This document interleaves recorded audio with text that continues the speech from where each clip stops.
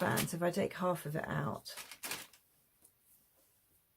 and you have to kind of tease it a little bit just to even it up in texture before you pop it into your cushion. There we go.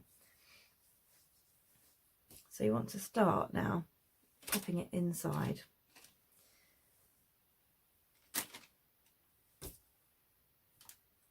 And squashing it into the sides. It's totally up to you whether you use all of this or half of it, 2/3 of it. It really depends on how bouncy you like your cushion, how firm you like it. So that's how much I'm going to put in for now. Now what I want to show you is from the point we've got to in the basket, if I was to gather up all of these loops, oh, that one's nearly lost, nearly come out. We're almost, can you see, it's closing in. So we probably want to do another round to create another row of loops closer into the center. But these eventually will close all the way in. And we're going to do another sort of drawstring affair at the other end. That's just like we did at the beginning. So I'm going to continue round another row. 3, 4, 5, 6,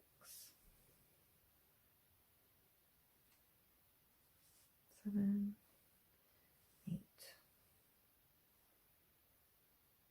9, 10, 11 and 12.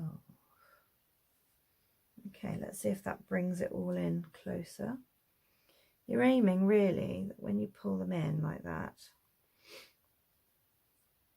you want them to sort of almost be touching in the middle, which they are. You see? And suddenly it looks like we've got a cushion forming. Okay, so you just pull them all in to the middle. So I think that's enough actually. In fact, I might just take a little bit of stuffing out because it feels a little bit too tight. So you can see I've got leftover stuffing. There's more than enough available in the bag. I've also got leftover yarn. Now, I put extra in the kits because I want to give you the option to do it larger or smaller. So we did 6 rounds before turning over. There's extra yarn here, so I would anticipate if you wanted to, you could actually make a cushion that was 7, maybe 8 rounds wide before turning it over. But it's a preference thing really, and if you wanted to, you could actually use the remaining yarn to make pom-poms or tassels to tie onto your cushion. There are tutorials for pom-poms available on the Cloud9 Knits Facebook page if that was interesting to you.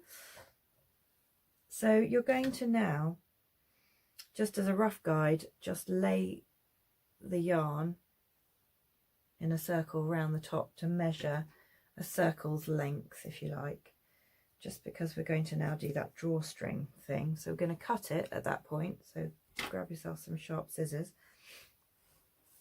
Now the yarn, the last stitch that I did was this one here, this loop. So I'm going to continue round in an anti-clockwise direction, and I'm going to approach the stitch from the outside in.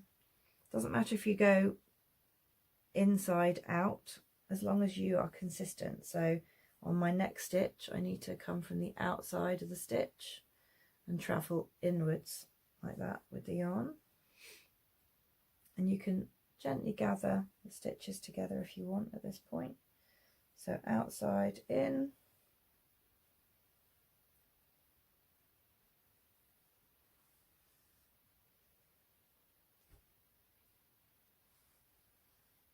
there you are.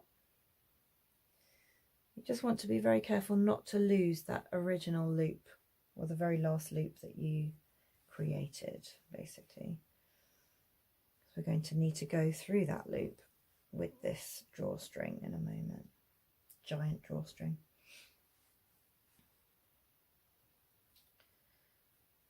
Okay. You can see you can start to tighten already. Just gently. You don't want to be pulling it tight all together at the end in one go. You kind of want to just gradually gather it round.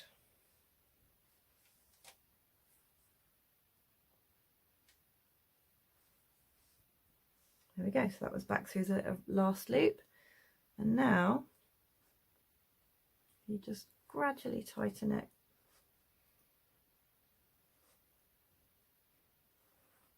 And then pull it tight at the end. You are finished with a lovely, lovely flower shape in the centre. So just as we did on the other side of the cushion, we are going to trim the yarn like that, split it in half, okay, and then find a stitch kind of underneath. I'm looking sort of under there. I'm going to just grab a stitch, pass one of these lengths underneath that stitch, and then just tie a knot around it nice and tight, and then pop those ends of yarn down inside like that. Okay, so there is the finished cushion. Now you can wash this yarn, but just a few words about caring for this cushion. If you do get any bubbles or fluffy bits or anything like that, you can snip them off or pull them off gently. If you get something on here, you stain it or something like that, try and wash it by hand. Just sort of spot clean it. It could go in the washing machine, but I would advise against it. If you really desperately needed to, I would say put it into a pillowcase, fastened nice and tightly so it can't sort of escape. Don't put anything else in the washing machine, and wash it on a very slow, gentle wash, and a very, very slow, gentle spin at the end, just to try and retain the shape and integrity of the stitches. But there we have it. I hope you have really thoroughly enjoyed your experience with Giant Yarn.